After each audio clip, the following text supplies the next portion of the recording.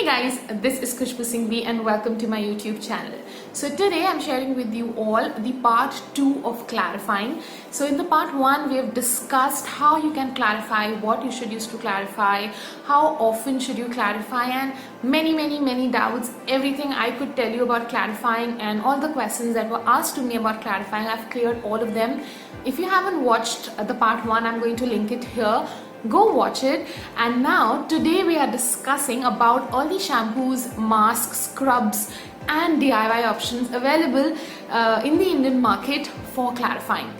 So I was supposed to put all of this in one video, but while editing I realized it got too long, so I divided it into 2 videos and now I'm reshooting this part. So let's get started with this video.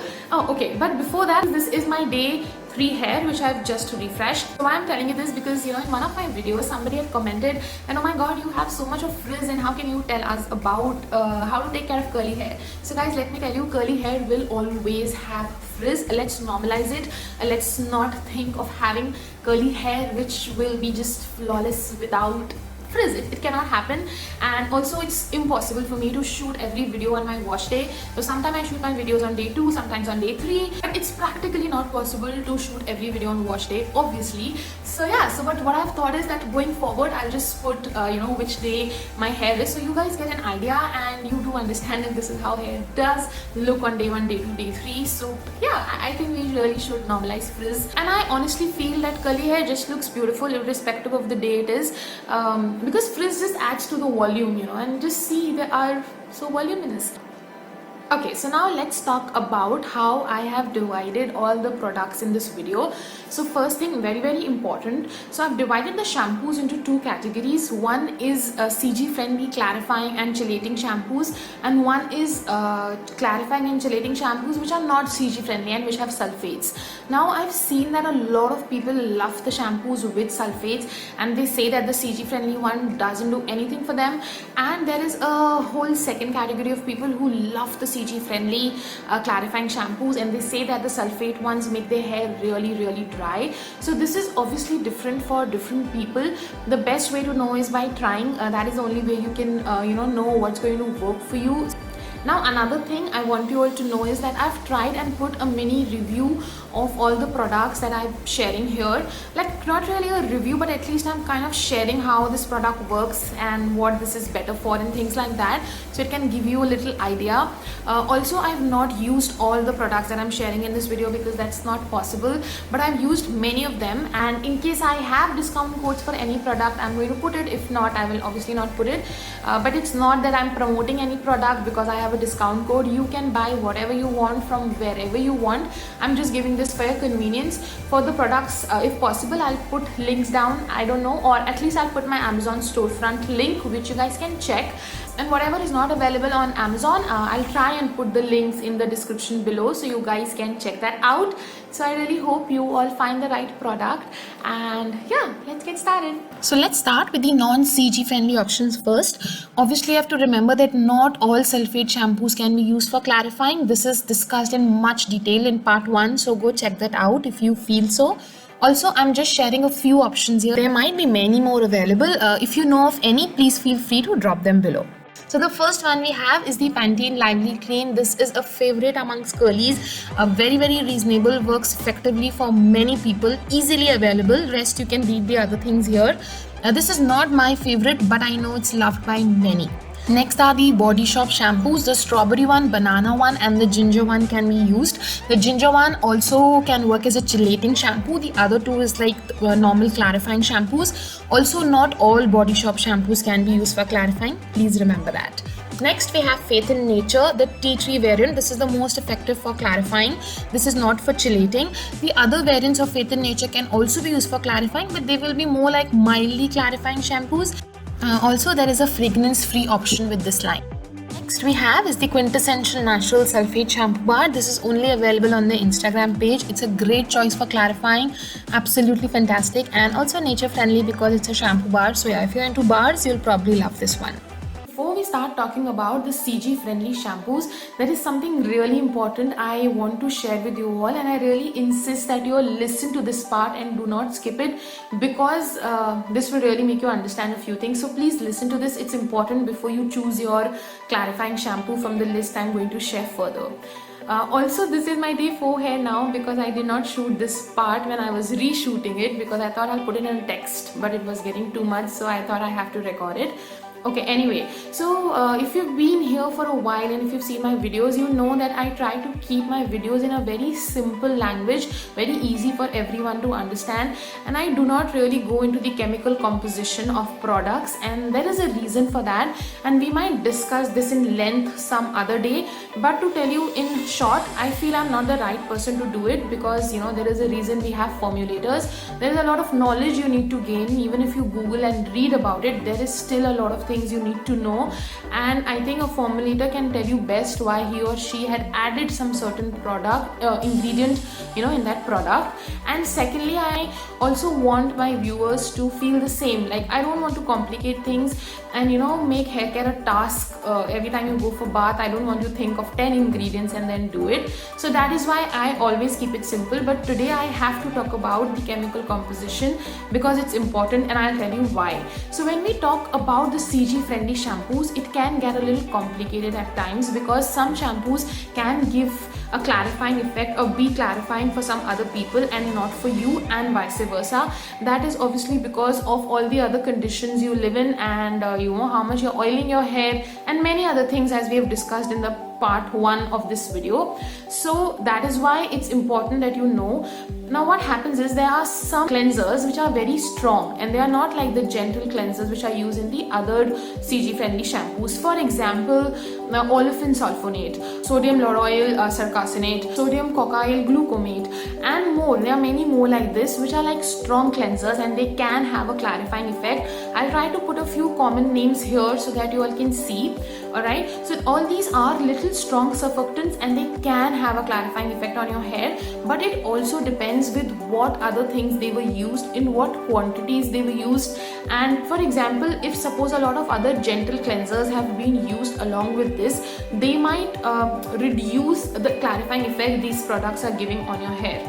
Alright, but at the same time, these products can be clarifying for people, especially if you're using only co-washes, you're not used to strong shampoos, you don't use a lot of oils or butters in your hair like how I do. So you might not need these shampoos on daily basis, and even if you use it once a month, that will be enough for you. But for a person like me, I need to use these strong shampoos once a month. So the list you're going to see ahead will basically be a mix of clarifying shampoos which are CG friendly and these strong shampoos, because even these ingredients can be clarifying to a certain extent.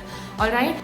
Again, I want to say this is a lot dependent on the formulation and on your conditions in which your hair is, so please remember that. Oh, there is another ingredient like sodium glucomate.